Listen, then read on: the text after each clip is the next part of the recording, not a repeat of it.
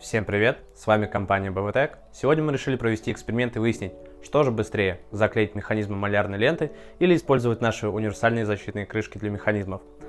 Перед нами стоит таймер, сейчас будем играть на скорость. Запускаем таймер, погнали.